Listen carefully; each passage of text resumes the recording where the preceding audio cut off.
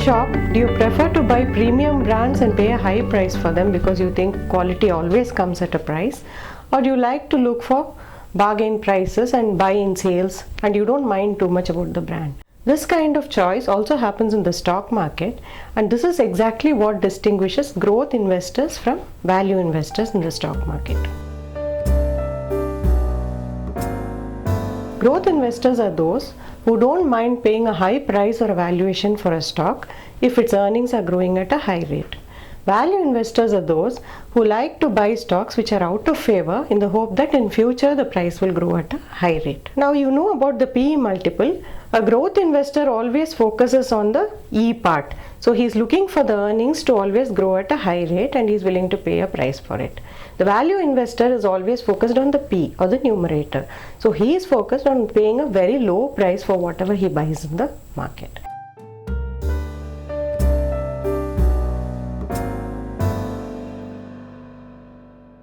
Today Hindustan Unilever is a stock which trades at a PE of 43 times.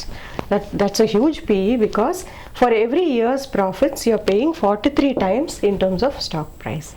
HUL has become a quintessential growth stock in this market because essentially investors believe that in a market, in an economic downturn like today, a company like HUL will continue to grow its sales because people will always buy Axe Deo or Dove soap or shampoo.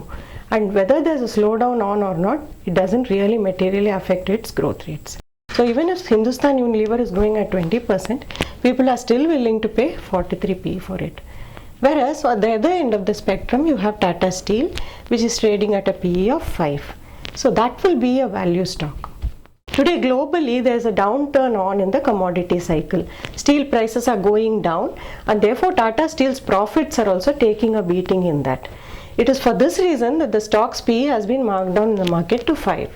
But for value investors, this is an opportunity to buy because they think at one day when the steel cycle turns and Tata Steel begins to perform well, they will not get the stock at this price. So they will prefer to buy it today at this price.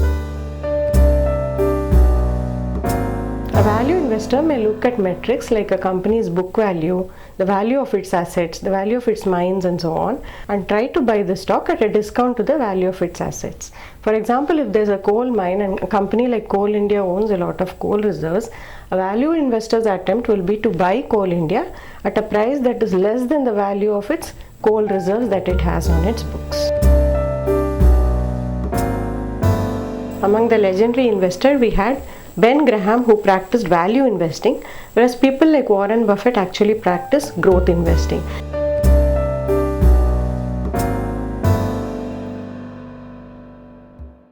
There's nothing like choosing between value and growth. Both are styles that could work during different market conditions.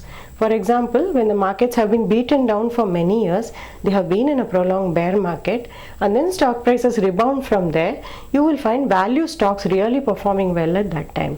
Growth investing typically works when a bull market has been on for some time or you have a sideways market. So everybody is wanting to look for growth stocks that can deliver profit growth, and therefore the growth style of investing works well in that market.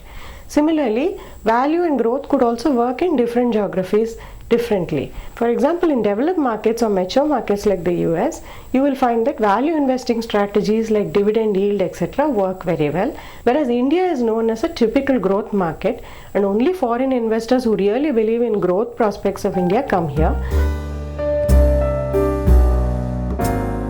Today, the e-commerce sector in India offers an example of an extreme growth stock orientation. Basically, e-commerce companies like Flipkart, Snapdeal, etc. are able to grow their sales at 100% or even more every year.